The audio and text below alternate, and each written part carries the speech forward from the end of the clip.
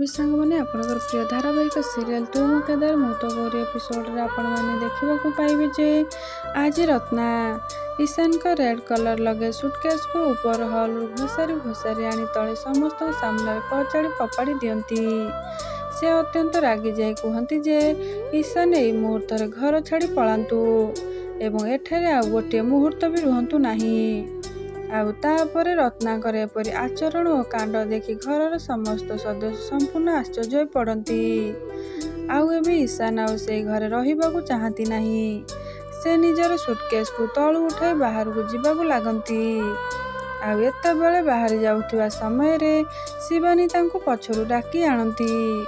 से दुई हाथ जोड़ी आखिरे लुह ने ईशान को घर न छाड़िबा पई अनुरोध मध्य करती। आउ एबे शिवानी का कथा सुनी ईशान का आखिरे लुह आसी जाए, किंतु से कहती जे से आउ यही घरे रहिबार भूल करिवे नहीं। जेउ घरे तांको निज टंका ऊपर ही तांको चोरीर दोष दिया जाउची सेठारे से आउ पाद थोइबे नहीं। आउ एबे शिवानी जेते कांदी अनुरोध कले भी ईशान स्पष्ट भाव से घरे रहिबाकू मना करि दियंती।